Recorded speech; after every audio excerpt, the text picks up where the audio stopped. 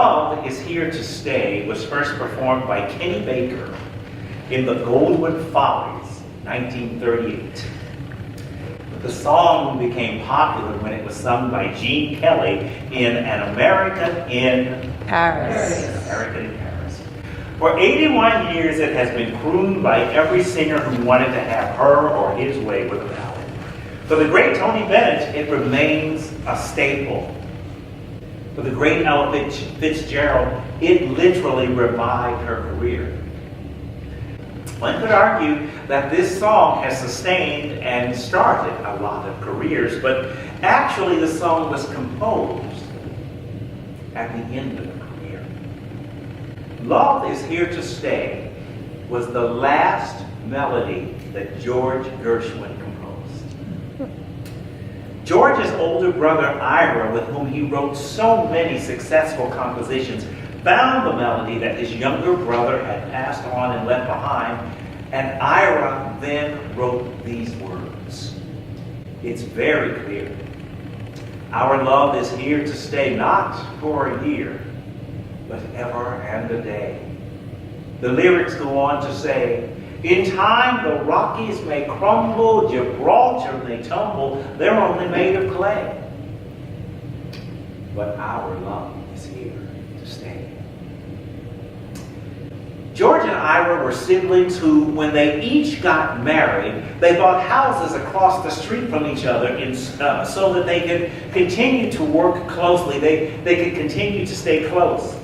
They both knew that in spite of successful collaborations with so many other people, their friendship, their respect, their collaboration, their sense of family, whether in life or in death, their love was here to stay. The Apostle Paul started the church in very diverse Corinth. Paul knew that Corinth was an international seaport with water on three sides. But that wasn't enough. The enterprising city architects, which I've shared with you before, were so forward-minded and so civic-minded that they actually dug an aqueduct through the center of the city so that ships didn't have to sail around the tip from one side of Corinth to the other, sort of like an aqua freeway system. Paul was a man of rules, yet influenced by different traditions. He was a privileged Jew, he was the son of a Pharisee, and he was also a Roman citizen. Originally a killer of Christians, Paul was transformed by Jesus on the Damascus Road to become the chief animator and systemizer of the early church. Paul was complex, and so the churches he established were complex from the beginning. For instance, Paul told the Corinth Christians they could hang out with pagans. After all, there was a chance that the pagans would be converted, and that the Christians could even eat food offered to them by the pagans, as long as the Christians didn't know whether or not the food had been sacrificed to idols. Paul taught the Corinth church that it was better for Christians not to marry. Better for Christians not to marry. But that Christians should marry rather than burn with passion for each other. With regard to spouses, Paul told the church that spouses must please each other just as Christians should please God, but that women should never speak in church. Women must be silent in church. A woman speaking out in church and sharing her opinion or testimony was a disgrace. And yet he said, women have a role in prophecy. And women have a role in the future of the church. And they have a role in the mysterious speaking in tongues. Old Paul was complicated. Some might say Paul was a little conflicted. Paul was staying at the church in Ephesus when word came that his Corinthian church was conflicted. Paul had instructed the church at Corinth to celebrate the Lord's Supper as a family. But the church decided, as churches often will do, to rewrite Paul's open table theology according to their own cultures and traditions. The rich people were showing up to share a meal before the working class folk could get off work. The rich didn't want to eat with the people who worked for them. Still others were coming to the Lord's table mad, and physical fights would break out at the Lord's table. And if that wasn't enough, still others were showing up to the Lord's table drunk. Paul responded, I commend you because you remember me in everything and maintain the traditions just as I handed them on to you. However, in the following instructions, I do not commend you because when you come together, it is not for the better, but it is for the worse. There are divisions among you, and when you come together, it is not to truly celebrate the Lord's Supper. Paul said, you can eat and get drunk at home. Do you intend to show contempt for the church of God and humiliation for those who have nothing? No. In this matter, I do not commend you. But that wasn't the end of it. Paul also heard that the people at the church were dividing the church, trying to gain status over each other on the basis of their various talents. Yes, I am a great teacher. Well, I am a great leader. But I should be highest. You need to be quiet and hear me sing. Paul wrote back to the church exclaiming, we are all baptized into Christ's body. And the body has infinite members. An eye cannot be an ear. A hand cannot be a foot. Therefore, no individual part is more important than any other because it is together that we are the body. That was the beauty of open mic night. Randy Schultes reframed singers and speakers and instrumentalists and instrumental solos and a karate class and an appreciative audience all into one unique form, all supporting BTAC. Paul said some of you will be apostles, others are prophets, still others teachers. Some of you will perform deeds of power, gifts of healing, and others will perform all kinds of assistance.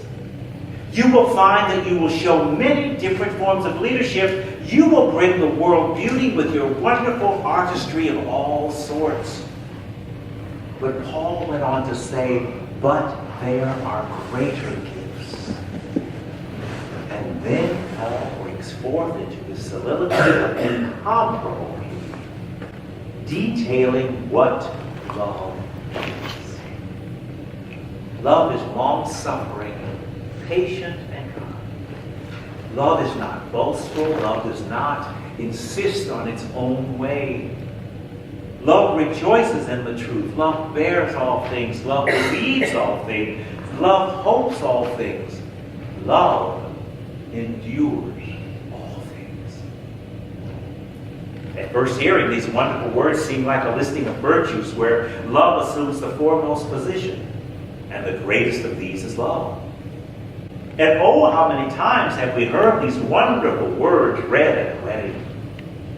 But the kind of amorous love that the spouses may be feeling for each other is not the kind of love of which Paul writes here. Paul is talking about love that is best described by the Greek word agape.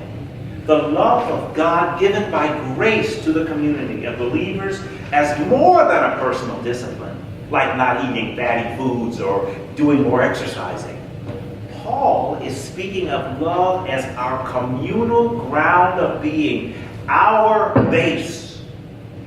Agape, God's love that urges each one to realize your honored position as a unique part of the body. No other part of the body is like you, and in thanksgiving for your unique relationship with God, give sacrificially of your time, your talent, and your tithe in sacrifice and service to the whole body.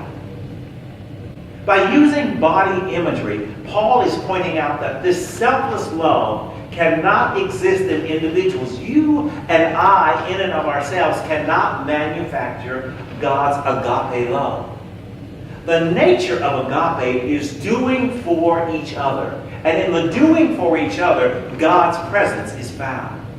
Dietrich Bonhoeffer wrote, our response to such amazing love, such amazing grace, such an amazing example is our own sacrificial living for the other.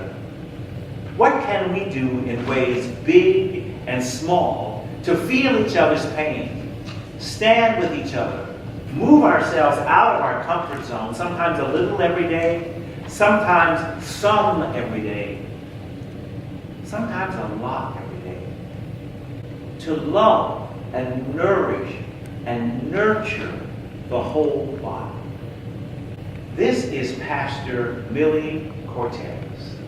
Millie Cortez is the pastor of a thriving Disciple of Christ church in Puerto Rico. And on September 20th, 2017, Hurricane Maria hit the church and pretty badly devastated it. The windows were knocked out, the insides were decimated, and the roof of the church was torn from its foundation. Pastor Maria says, however, that even though we have no roof, God has continually covered us. You see, we found that we had a generator. On September 20th, 2017, Hurricane Maria came to our lives and tore the roof off of the thriving church in the mountains of Puerto Rico. All the families in the church were affected, and many homes were completely destroyed. God has been with us. See, the roof is off. Thankfully, we had a generator, and we were able to serve the 1,500 people that had no needs. The Lord made available truckloads of food and clothing, but even when we had nothing, we served with our hearts.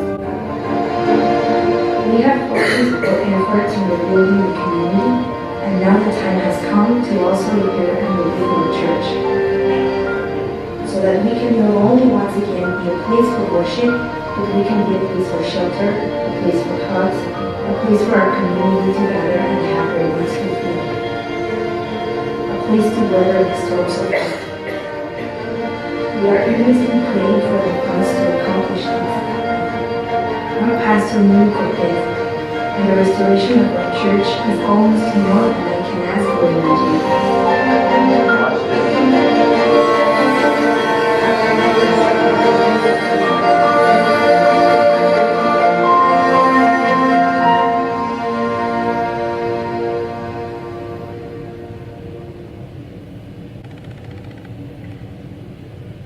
The church in Puerto Rico, thank you, Fred. The church in Puerto Rico is another part of the body. Every time there has been a natural disaster anywhere near Little Whitechapel, Week of Compassion calls the church personally and says, how are you doing? How close are the fires?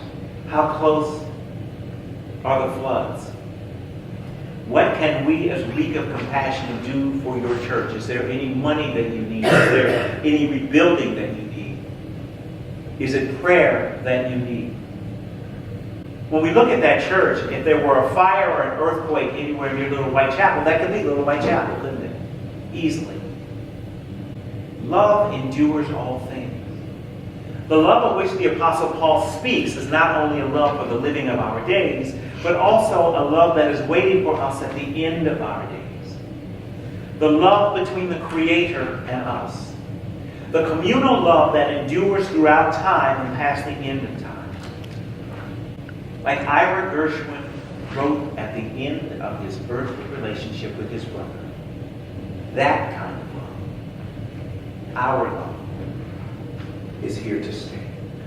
God, we thank you for how unique each and every one of us is. And you have told us through giving us life and making us just the way we are, that we are fine just the way we are. Differently abled, different races, women, men, loving who we choose to love, loving who we are oriented to love. You invite each one of us to your table. But help us to realize that it is in the combining of our uniqueness that our service to the body is. Help us to celebrate who we are and then get past who we are, to combine who we are with other people of goodwill and good faith, to do all that we can in service and in praise of you.